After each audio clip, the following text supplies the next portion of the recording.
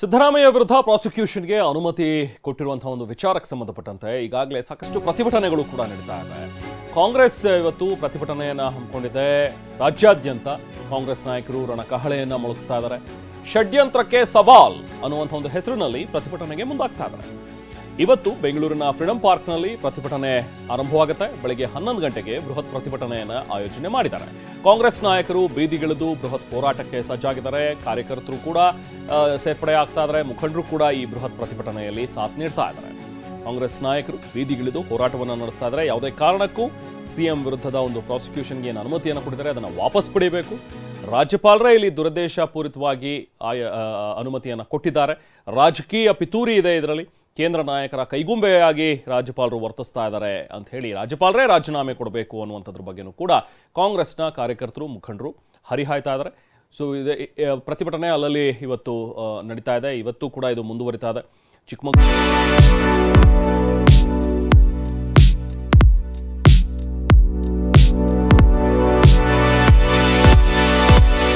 ಬೆಂಗಳೂರು, ಮಂಡ್ಯ, ಮೈಸೂರು ಇಲ್ಲೆಲ್ಲವೂ ಕೂಡ ಪ್ರತಿಭಟನೆ ಆಗಿರುವಂಥದ್ದನ್ನು ನೋಡ್ತಾ ಇದ್ದೀವಿ. ನಿನ್ನೆ ಮೊನ್ನೆಯಿಂದಲೂ ಕೂಡ ಇದೇ ರೀತಿಯಾದಂಥ ಒಂದು ಪ್ರತಿಭಟನೆಗಳು ಸಾಗ್ತಾ ಇವೆ. ಇವತ್ತು ಕೂಡ ಮುಂದುವರಿಯಲಿಕ್ಕಿದೆ.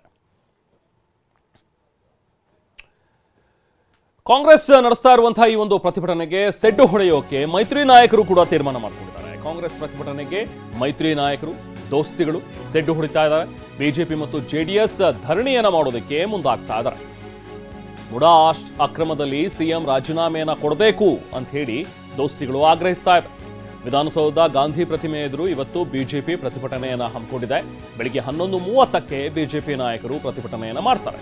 ವಿಧಾನಸಭೆ ವಿಪಕ್ಷ ನಾಯಕ ಆರ್ ಅಶೋಕ್, ಬಿವೈ ವಿಜಯೇಂದ್ರ ನೇತೃತ್ವದಲ್ಲಿ ನಡೆಯಲಿರುವಂತಹ ಪ್ರತಿಭಟನೆ ಇದು. ಬೆಳಿಗ್ಗೆ 11:30ಕ್ಕೆ ವಿಧಾನಸೌಧ ಗಾಂಧಿ ಪ್ರತಿಮೆ ಬಳಿ ಪ್ರತಿಭಟನೆಯನ್ನ ಆರಂಭಿಸ್ತಾರೆ. ಜೆಡಿಎಸ್ ಶಾಸಕರು ಕೂಡ ಬೆಂಬಲವನ್ನ ಸೂಚಿಸಿದ್ದಾರೆ. ಬಿಜೆಪಿ ರಾಜ್ಯಾಧ್ಯಕ್ಷ ಬಿವೈ ವಿಜಯೇಂದ್ರ ಜೊತೆಗೆ ವಿಪಕ್ಷ ನಾಯಕರಾಗಿರುವಂತಹ ಆರ್ ಅಶೋಕ್ ನೇತೃತ್ವದಲ್ಲಿ ಇವತ್ತು ಬಿಜೆಪಿ ಪ್ರತಿಭಟನೆಯನ್ನು ಹಮ್ಮಿಕೊಂಡಿದೆ. ಸೊ ಒಟ್ಟಿನಲ್ಲಿ ಒಂದು ಕಡೆ ಕಾಂಗ್ರೆಸ್ ಕಾರ್ಯಕರ್ತರು, ಮುಖಂಡರು, ನಾಯಕರುಗಳೆಲ್ಲರೂ ಕೂಡ ಪ್ರತಿಭಟನೆಯನ್ನು ಮಾಡ್ತಾ ಇದ್ದಾರೆ ರಾಜ್ಯಪಾಲರ ವಿರುದ್ಧ. ರಾಜ್ಯಪಾಲರು ಅನುಮತಿಯನ್ನು ಕೊಟ್ಟಿರುವಂಥದ್ದು ಸರಿಯಲ್ಲ, ರಾಜ್ಯಪಾಲರೇ ರಾಜೀನಾಮೆಯನ್ನು ಕೊಡಬೇಕು ಅನ್ನುವಂಥ ಒಂದು ಆಗ್ರಹ ಕಾಂಗ್ರೆಸ್ ನಾಯಕರಿಂದ ಕೇಳಿ ಬರ್ತಾ ಇದೆ. ಮತ್ತೊಂದು ಕಡೆ ಬಿಜೆಪಿಯವರು ಈ ಹಿಂದೆ ಯಡಿಯೂರಪ್ಪ ವಿರುದ್ಧ ಅನುಮತಿಯನ್ನು ಕೊಟ್ಟಾಗ ಆಗ ಇದ್ದಂತಹ ರಾಜ್ಯಪಾಲರು ಹಂಸರಾಜ್ ಭಾರದ್ವಾಜ್ ಅವರಿಗೆ ನೀವು ಕಾಂಗ್ರೆಸ್ ಅವರು ಬೆಂಬಲವನ್ನು ಕೊಟ್ಟಿದ್ರಿ, ಇದೆಲ್ಲವೂ ಕೂಡ ಸರಿ ಇದೆ, ರಾಜ್ಯಪಾಲರು ಒಳ್ಳೆ ನಿರ್ಧಾರವನ್ನು ತೆಗೆದುಕೊಂಡಿದ್ದಾರೆ ಅಂತೆಲ್ಲ ಹೇಳ್ತಾ ಇದ್ರಿ. ಈಗೇನಾಗಿದೆ? ಈಗ ಯಾಕೆ ರಾಜ್ಯಪಾಲರ ಮೇಲೆ ನೀವು ಹರಿಹಾಯ್ತಾ ಇದ್ದೀರಾ? ಇದು ಸರಿಯಲ್ಲ. ಯಡಿಯೂರಪ್ಪ ಅವರ ರೀತಿ ನೀವು ಕೂಡ ರಾಜೀನಾಮೆಯನ್ನು ಕೊಟ್ಟು ವಿಚಾರಣೆ ಎದುರಿಸಿ ಅಂತ ಹೇಳಿ ಬಿಜೆಪಿಯವರು ಕೂಡ ಪ್ರತಿಭಟನೆಯನ್ನು ಮಾಡ್ತಾ ಇದ್ದಾರೆ. ಬನ್ನಿ ಮತ್ತಷ್ಟು ಡೀಟೇಲ್ಸ್ ಪಡೆಯೋಣ. ನಮ್ಮ ಪ್ರತಿನಿಧಿ ಪ್ರಸನ್ನ ಈಗ ನಮ್ಮ ಜೊತೆಗೆ ಜಾಯ್ನ್ ಆಗಿದ್ದಾರೆ. ಪ್ರಸನ್ನ, ಇವತ್ತು ಕೂಡ ಪ್ರತಿಭಟನೆಗಳ ದಿನ. ಒಂದು ಕಡೆ ಕಾಂಗ್ರೆಸ್ನಿಂದ ನಡೀತಾ ಇರುವಂತಹ ಒಂದು ಪ್ರತಿಭಟನೆ ರಾಜ್ಯಪಾಲರ ವಿರುದ್ಧ, ಇನ್ನೊಂದು ಕಡೆ ಬಿಜೆಪಿಯವರು ಮಾಡ್ತಾ ಇರುವಂಥದ್ದು ಸಿಎಂ ಸಿದ್ದರಾಮಯ್ಯ ವಿರುದ್ಧ. ಸೊ ಹೇಗಿದೆ ಇಬ್ಬರ ಒಂದು ಪ್ರತಿಭಟನೆಗಳು? ಏನೇನು ಆಗ್ರಹಗಳು ಕೇಳಿ ಬರ್ತಾ ಇವೆ ಪ್ರಸನ್ನ? ರೆಹಮಾನ್, ಮುಖ್ಯಮಂತ್ರಿಗಳ ಪರವಾಗಿ ಇದೀಗ ಪ್ರಾಸಿಕ್ಯೂಷನ್ಗೆ ಕೊಟ್ಟಿರುವಂತಹ ವಿರುದ್ಧ ಕಾನೂನು ಸಮರ ಒಂದು ಕಡೆಯಾದ್ರೆ ಇದನ್ನ ರಾಜಕೀಯವಾಗಿಯೂ ಕೂಡ ಫೇಸ್ ಮಾಡಬೇಕು ಅಂತ ಹೇಳಿ ಕಾಂಗ್ರೆಸ್ ಹೊರಟಿದೆ. ಮತ್ತು ಪ್ರತಿಪಕ್ಷವಾಗಿರುವಂತಹ ಬಿಜೆಪಿ ಜೆಡಿಎಸ್ ಕೂಡ ಇದನ್ನ ರಾಜಕೀಯವಾಗಿಯೇ ಹೋರಾಡೋದಕ್ಕೆ ಸಿದ್ಧವಾಗಿದೆ. ಇವತ್ತು ಫ್ರೀಡಂ ಪಾರ್ಕ್ ನಲ್ಲಿ ಎಲ್ಲ ಶಾಸಕರು, ಸಚಿವರು ಮತ್ತು ಕೆಪಿಸಿ ಅಧ್ಯಕ್ಷರು ಸೇರಿದಂತೆ ಪ್ರಮುಖ ನಾಯಕರೆಲ್ಲರೂ ಕೂಡ ಪ್ರತಿಭಟನೆಯನ್ನ ನಡೆಸ್ತಾರೆ. ಎಲ್ಲಾ ಜಿಲ್ಲಾ ಕೇಂದ್ರಗಳಲ್ಲೂ ಕೂಡ ರಾಜ್ಯಪಾಲರ ನಡೆಯನ್ನ ಖಂಡಿಸಿ ರಾಷ್ಟ್ರಪತಿಗಳಿಗೆ ನಿರ್ಣಯವನ್ನ ಕೊಡಬೇಕು ಅಂತ ಹೇಳಿ ಸೂಚನೆಯನ್ನ ಪಕ್ಷದ ವತಿಯಿಂದಲೇ ನೀಡಲಾಗಿದೆ. ಈ ಕಾರಣಕ್ಕೋಸ್ಕರ ಎಲ್ಲಾ ಜಿಲ್ಲಾ ಕೇಂದ್ರಗಳಲ್ಲೂ ಕೂಡ ಇವತ್ತು ಜಿಲ್ಲಾ ಕಾಂಗ್ರೆಸ್ ಅಧ್ಯಕ್ಷರ ನೇತೃತ್ವದಲ್ಲಿ ಆಯಾಯ ಜಿಲ್ಲೆಯ ಶಾಸಕರು, ಸಚಿವರ ನೇತೃತ್ವದಲ್ಲಿ ಬೃಹತ್ ಪ್ರತಿಭಟನೆಗೆ ಹಮ್ಮಿಕೊಳ್ಳಲಾಗಿದೆ. ಪಾದಯಾತ್ರೆಯ ಮೂಲಕ ಸುಮಾರು 1-1.5 ಕಿಲೋಮೀಟರ್ ಪಾದಯಾತ್ರೆಯನ್ನು ಮಾಡಬೇಕು. ಆ ಬಳಿಕ ಜಿಲ್ಲಾಧಿಕಾರಿಗಳ ಮೂಲಕ ರಾಷ್ಟ್ರಪತಿಗಳಿಗೆ ಮನವಿಯನ್ನು ಸಲ್ಲಿಸಬೇಕು. ಪ್ರಮುಖವಾದಂತಹ ಅಜೆಂಡಾ, ರಾಜ್ಯಪಾಲರ ಮೇಲೆ ನಮಗೆ ವಿಶ್ವಾಸವಿಲ್ಲ, ರಾಜಭವನ ಮತ್ತು ರಾಜ್ಯಪಾಲರು ಕೇಂದ್ರ ಸರ್ಕಾರದ ಕೈಗೊಂಬೆ ರೀತಿಯಲ್ಲಿ ವರ್ತಿಸ್ತಾ ಇದ್ದಾರೆ. ಪೂರ್ವಾಗ್ರಹ ಪೀಡಿತರಾಗಿ ಪ್ರಾಸಿಕ್ಯೂಷನ್ಗೆ ಮುಖ್ಯಮಂತ್ರಿಯವರ ವಿರುದ್ಧ ರಾಜ್ಯಪಾಲರು ನಿರ್ಣಯವನ್ನು ಕೈಗೊಂಡಿದ್ದಾರೆ. ಕೇಂದ್ರದ ಕೈಗೊಂಬೆಯಂತೆ ವರ್ತಿಸ್ತಾ ಇರುವಂತಹ ರಾಜ್ಯಪಾಲರೇ ರಾಜೀನಾಮೆಯನ್ನ ಕೊಡಬೇಕು ಮತ್ತು ರಾಷ್ಟ್ರಪತಿಗಳು ರಾಜ್ಯಪಾಲರನ್ನ ವಾಪಸ್ ಕರೆಸಿಕೊಳ್ಬೇಕು ಅನ್ನುವಂತಹ ಡಿಮಾಂಡ್ ಅನ್ನ ಮುಂದಿಟ್ಟು ಇವತ್ತು ಎಲ್ಲಾ ಜಿಲ್ಲಾ ಕೇಂದ್ರಗಳಲ್ಲೂ ಕೂಡ ಕಾಂಗ್ರೆಸ್ ಪ್ರತಿಭಟನೆಯನ್ನು ನಡೆಸ್ತಾ ಇದೆ. ರಾಜಕೀಯವಾಗಿಯೂ ಕೂಡ ಇದನ್ನ ಫೇಸ್ ಮಾಡಲೇಬೇಕು ಅನ್ನುವಂತಹ ಒಂದು ಅನಿವಾರ್ಯ ಪರಿಸ್ಥಿತಿ ಇದೀಗ ಕಾಂಗ್ರೆಸ್ಗೆ ಎದುರಾಗಿದೆ.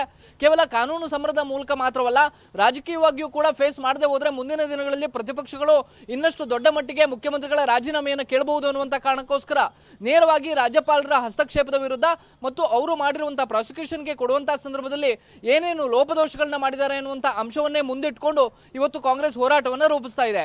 ಕಾಂಗ್ರೆಸ್ನ ಈ ಹೋರಾಟಕ್ಕೆ ಪ್ರತಿಯಾಗಿಯೂ ಕೂಡ ಬಿಜೆಪಿ ಮತ್ತು ಜೆಡಿಎಸ್ ಕೂಡ ಹೋರಾಟವನ್ನ ರೂಪಿಸ್ತಾ ಇದ್ದಾವೆ. ಇವತ್ತು ವಿಧಾನಸೌಧದ ಗಾಂಧಿ ಪ್ರತಿಮೆಯ ಮುಂಭಾಗದಲ್ಲಿ ಬಿಜೆಪಿಯ ಶಾಸಕರು ಕೂಡ ಪ್ರತಿಭಟನೆಯನ್ನು ನಡೆಸ್ತಾ ಇರುವಂತದ್ದು ಮುಖ್ಯಮಂತ್ರಿಗಳು ರಾಜೀನಾಮೆಯನ್ನು ಕೊಡಬೇಕು ಅಂತ ಹೇಳಿ.